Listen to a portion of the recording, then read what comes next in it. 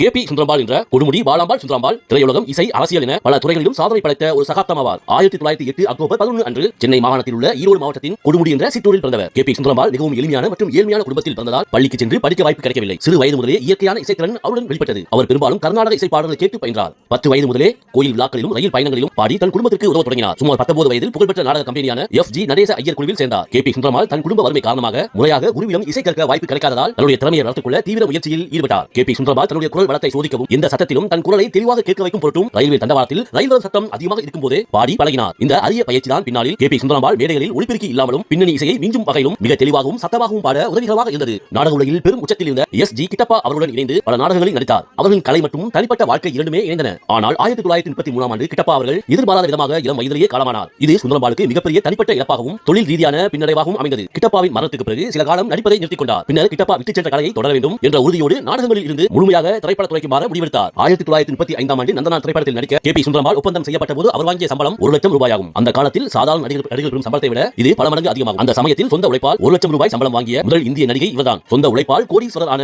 முதல் நடிகை என்ற பெருமையை பெற்றார். 1951 ஆண்டு கே.பி. சுந்தரம்பாள் அவர்கள் காங்கிரஸ் கட்சியின் சார்பில் தமிழ்நாடு சட்டமன்ற மேலவை உறுப்பினராக நியமனம் செய்யப்பட்டார். கே.பி. சுந்தரம்பாள் ஔவையார் திரைப்படத்தில் ஏற்று நடித்த ஔவையார் பாத்திரம் கே.பி. சுந்தரம்பாளை மக்கள் மனதில் ஒரு புனிதமான கலைஞராகவும் பக்தி பாடகியாகவும் நிலைநிறுத்தியது. ஔவையார் திரைப்படத்திற்கு பிறகு கே.பி. சுந்தரம்பாளை மக்கள் மரியாதையோடும் பக்தியோடும் பார்த்தனர். திருவிளையாடல் படத்தில் அவர் பாடிய ஞான பழத்தை பிழிந்து மற்றும் ஒரு நாள் போதுமா போன்ற பாடல்கள் தேசிய அளவில் புகழ் பெற்றன. ஞான பழத்தை பிழிந்து என்ற பாடலுக்காக பின்னணி பாடகிக்கான தேசிய விருதும் கிடைத்தது. கே.பி. சுந்தரம்பாள் அதிக சம்பளம் வாங்கியதால் வருமான வரித்துறையினரின் கவனத்தை ஈர்த்தார். ஆனால் அவர் முறையாக தனது வரிகளை செலுத்தியதோடு தன்னுடைய வருமானத்தை பாதுகாப்பான வகையில் முதலீடு செய்வதிலும் கவனம் செலுத்தினார். தான் சம்பாதித்த பணத்தில் சென்னையில் பல வீடுகள் மற்றும் அசையா சொத்துக்களை வாங்கியதோடு தனது சொத்துக்களை முறையாக பராமரித்தார். இந்த நிர்வாகத்திறன் அவர் இறுதி வரை கௌரவத்துடன் வாழ உதவியது. கே.பி. சுந்தரம்பாள் தன் வாழ்நாள் முழுவதும் தன்னுடைய கணவரான கிட்டப்பாவின் நினைவை போற்றினார். தன்னுடைய சொந்த ஊரான கொடுமுடியில் கிட்டப்பாவுக்கு புகழஞ்சலி செலுத்தும் விதமாக எஸ்.ஜி. கிட்டப்பா நினைவு மண்டபம் கட்டினார். கிட்டப்பாவின் நினைவை போற்றியது மட்டுமின்றி தன்னுடைய இறுதி காலத்திலும் தன்னுடைய சொத்துக்களில் ஒரு பகுதியை கிட்டப்பா பெயரால் அறக்கட்டளைக்கு எழுதி கொடுத்தார். கே.பி. சுந்தரம்பாள் பட்டு புடவைகளோ நகைகளோ அணிவதில் ஆர்வம் காட்டவில்லை. பணப்பிடிப்பு இல்லாத நேரங்களில் மிகவும் சாதாரணமான உடைகளை அணிவார். தன்னுடைய குரல் வளத்தை பாதுகாக்க உணவு கட்டுப்பாட்டில் மிகவும் கண்டிப்பாக இருப்பார். அதிக காரம் புளிப்பு நிறைந்த உணவுகளை தவிர்த்து தன்னுடைய குரல் வளம் மேம்படும் உணவுகளையே எடுத்துக்கொண்டார். கிட்டப்பாவின் மறைவுக்கு பிறகு